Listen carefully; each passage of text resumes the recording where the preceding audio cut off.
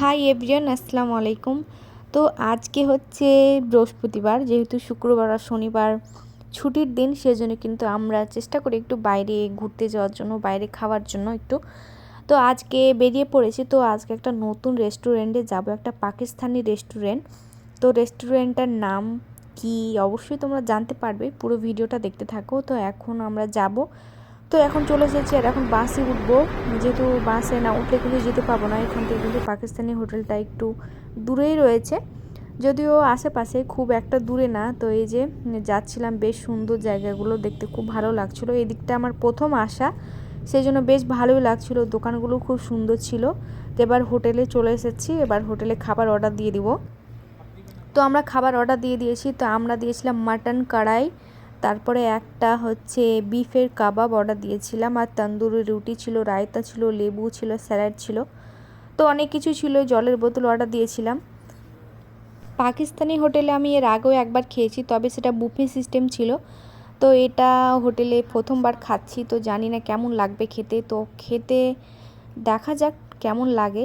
তো এগুলো আপনারা কে কে খেয়েছেন অবশ্যই কমেন্ট করে জানাবেন। এই হোটেলে নাকি খাবারগুলো খুবই মজার। পেশওয়ারি নাকি একটা হোটেলের নাম ছিল, ঠিক আমি মনে পড়ছে না এখন।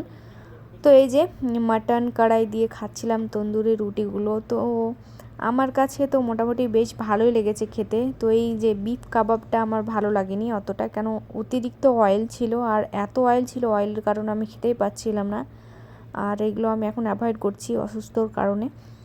তো কাবাবটা আমার সেরকম ভালো লাগেনি, বাট মাটন কড়াইটা খুব ভালো লেগেছে। তো এই যে রায়তা ছিল, আর রায়তাটা আমার সবথেকে বেস্ট লেগেছে, মানে দই এ জিনিস, স্যালাড আমার খুবই পছন্দের একটা খাবার বলতে পারো।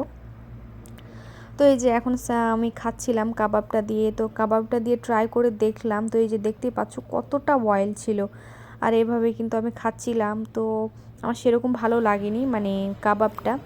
এই যে আমাদের খাওয়া দাওয়া কমপ্লিট, আর খুব সুন্দরভাবে খেয়েছি আলহামদুলিল্লাহ, খুব ভালো লেগেছে খেতে।